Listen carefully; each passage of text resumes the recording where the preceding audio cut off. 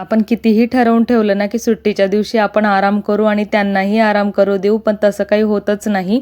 काही ना काही कामं आठवड्याभराची नेमून ठेवलेली असतात, ती करायची असतात. त्यामुळे सकाळी उठल्या उठल्या पूर्वीला छान केसांना ऑइल लावून दिलं. त्याच्यानंतर तिला म्हटलं नाश्ता कर आणि त्याच्यानंतर तुझा होमवर्क कंप्लीट करून घे. होमवर्क कंप्लीट करून झाल्यानंतर फ्रेश वगैरे झाली ती आणि त्याच्यानंतर तिला घेऊन जायचं होतं स्कूलचे शूज घेण्यासाठी, जे की तिला लहान होतं ते आणि यावर्षी नवीन घ्यायचे होते.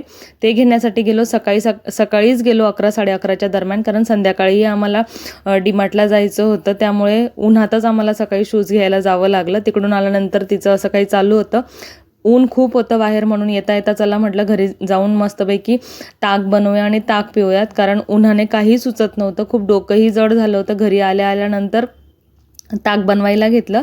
ताकाचे मी पाकिट घेऊन आले होते मसाल्याचे घरीच. मग ते बनवलं.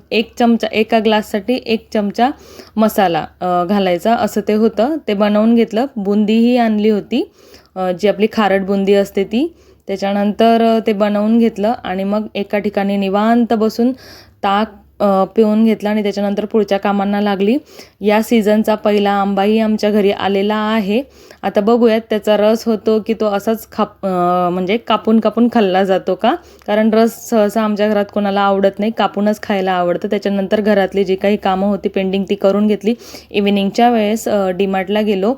यावेळेस डीमार्टला नाही गेलो होतो, थोडासाच किराणा होता म्हणून जवळच्याच एका मॉलमध्ये गेलो. पण इतका टाईम तिथे वेस्ट गेला, कारण डीमार्टमध्ये कसं गेल्यानंतर आपल्याला कळतं की कोणती वस्तू कुठे ठेवली आहे, पण इथे तसं नव्हतं. सगळं नवीन होतं म्हणून शोध करायला खूप वेळ लागला. त्याच्यानंतर घरी आलो, उशीर झाला होता म्हणून छान पिठलं आणि चपाती केली. पूर्वीला ते आवडत नाही म्हणून तिने दही चपाती खाल्ली. जेवण वगैरे झाल्यानंतर तिचं असं काही खेळणं चालू होतं. म्हणजे कुठेही मॉलला गेलो, कुठेही गेलो तर काहीतरी खेळणं घरी आणायचंच, हे फिक्सच असतं. कधी तिला आपण अडवू शकतो, पण आता म्हटलं जाऊ दे, चल ठीक आहे म्हणून तिला ते घेऊन दिलं. तर म्हणे मामाने सांगितलं की उन्हाळ्यात पाणी खूप प्यायचं.